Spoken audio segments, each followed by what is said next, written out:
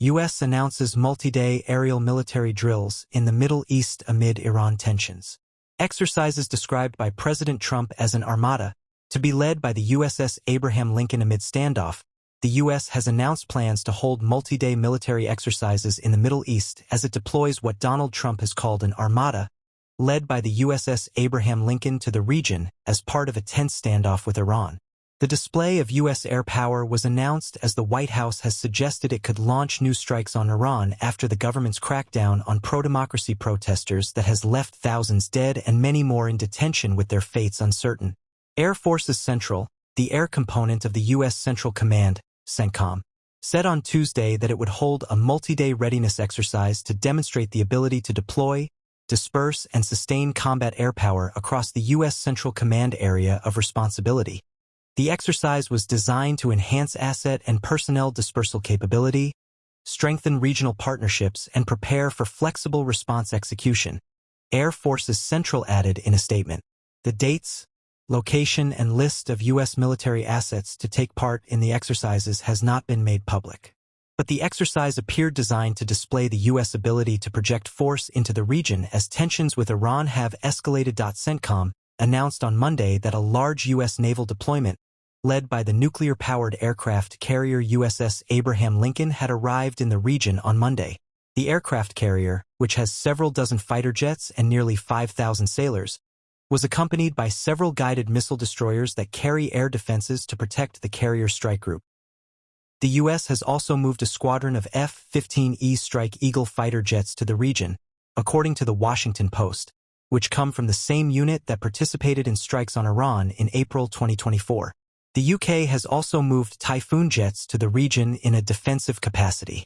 It was the first time that an aircraft carrier had been stationed in CENTCOM since the USS Gerald Ford was deployed to the Caribbean in October in the run-up to the U.S. operation to remove Venezuela's strongman leader Nicolas Maduro.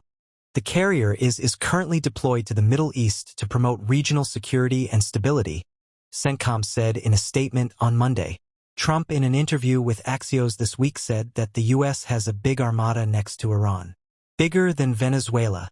But he also suggested that the U.S. was open to talks, adding that Iran wants to make a deal. I know so. They called on numerous occasions. They want to talk.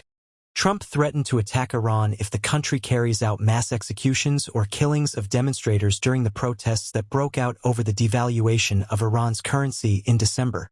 But he later appeared to pull back from that threat, at least temporarily, claiming that the killing has stopped. Trump stepped down his rhetoric on launching strikes against Iran earlier this month after he claimed that the country had reversed a decision on hanging 800 detained protesters.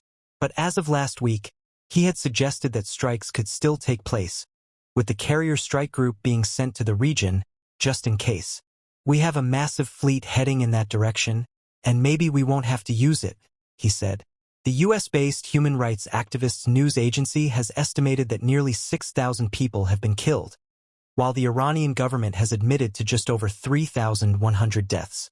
Other activists have estimated more than 30,000 deaths in the government crackdown, but censorship and a nationwide internet blackout have made details on the scale of the death toll difficult to confirm.